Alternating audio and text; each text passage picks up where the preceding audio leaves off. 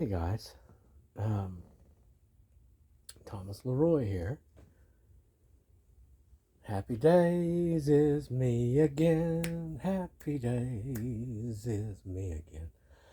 Guys, I was flipping through there the other day and I stopped on one of these little girls that I've been listening to or watching recently. And next thing I know, she pulls out some kind of a card. Like, I don't know, it didn't seem to be a tarot card, although I wonder if it didn't have an equivalent, uh, or because it wasn't anything I was familiar with. But I could imagine from the title of the card that it could have, I imagine what the Rider Waite equivalent might have been. Uh, and all I can, and then I tried to make a video about that today. Went on for like, I don't know, 22 minutes or something. And in retrospect, looking back at it, it sounded, I think, probably more like, trying to, an intervention with some uh, friend that you had, that you had been doing heroin. And you know where that's going. Everybody you ever knew that did heroin went the same place, and it's like, oh. Um, or even worse yet, still, you knew what it was to be a heroin addict. And that's the way I think it probably came out, the way it sounded. And it's because it's that same thing of, what they're involved with, it has a hold on them, even if they don't know it, right? And you're trying to, it's like, how can you use logic or rational argument to wake a person up to figure out that, hey, oopsie daisy, I've gotten into a sticky bad situation here and I need to extricate myself from. But here's the thing, guys, it doesn't matter which form of divination you use, okay? I'd say 99 point, well, unless you're, receiving visions from the Lord God Most High, it's from heaven, them of light that you're in connection with, something like that. But any other form of divination, think of it, anything that requires any type of mechanics, any type of tool, whether it be dice and a book where you look stuff up, or cards, with the pictures, or coffee grinds where you find the sigil or the picture within it, or any other form of divination.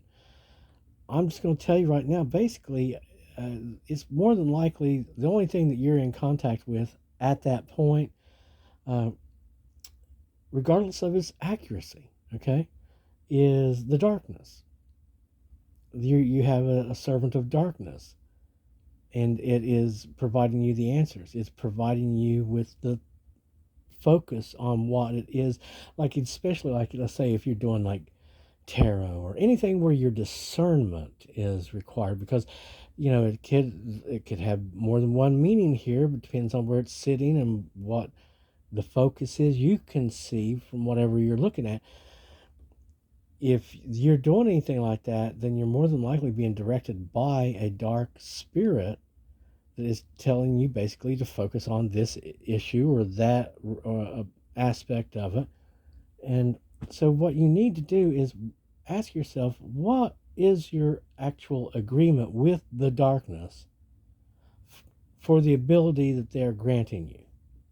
That you have, by pulling out whatever it is, whether it be a Ouija board or whatever you're using, whatever tool it is you're using to officially say, I'm trying to divine the future. I want to see this, or I want to understand that. I want to know. I want discernment concerning. Keyword want here. Okay. What exactly is your agreement with the darkness?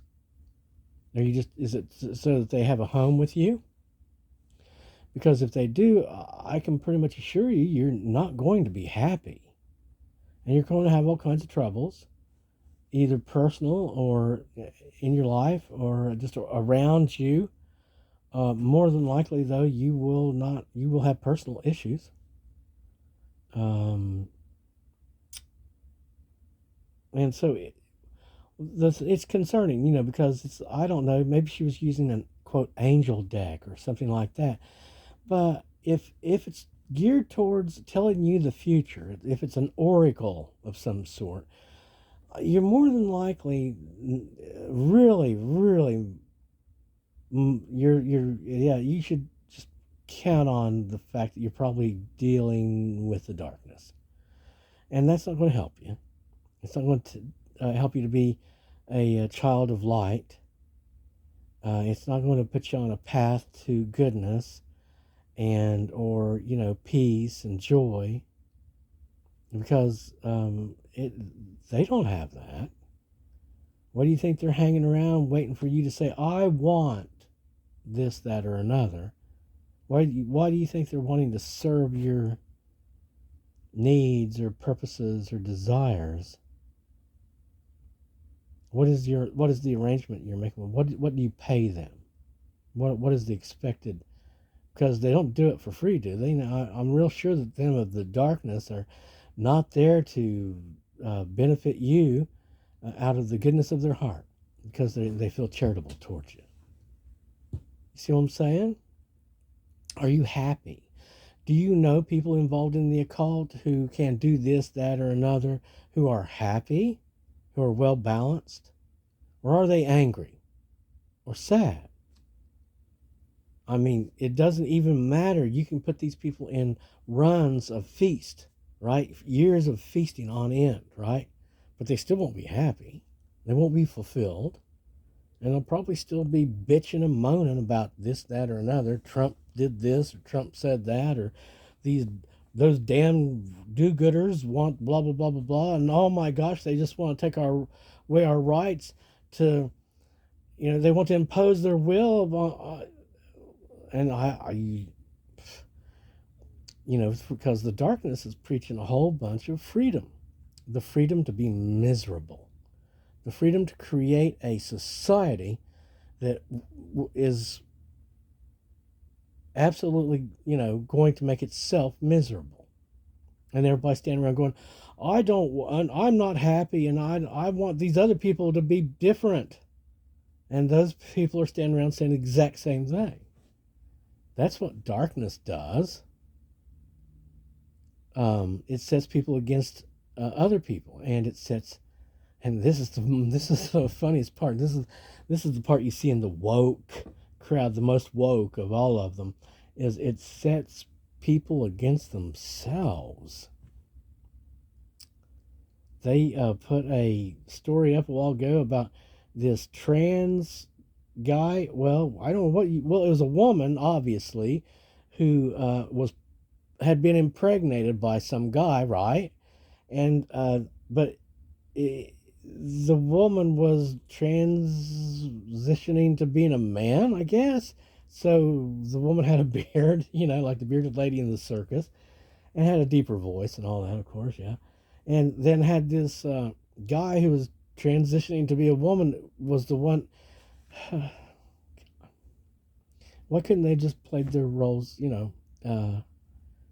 why couldn't she have been a she and him been a him, and they, what in the hell? That's exactly what the problem is. It's hell.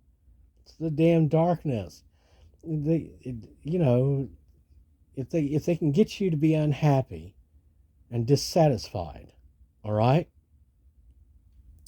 they're doing well. That's why they don't like Jesus and peace and Merry Christmas and love and all these other things, and women being women and men being men, and them getting along, and things working out, and people having little reason to be upset or to argue or to be dissatisfied, because it doesn't serve their purposes.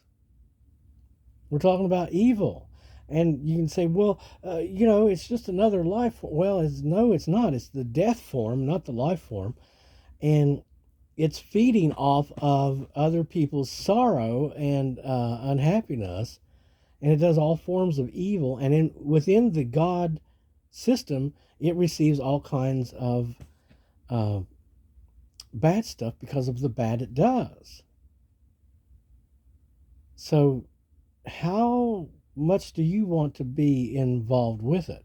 How much do you want the power to divine something, to discern this or that, or to push forward or project that, or to control these people and or events? How much do you want to sell your soul piece by piece to the darkness? Are you happy?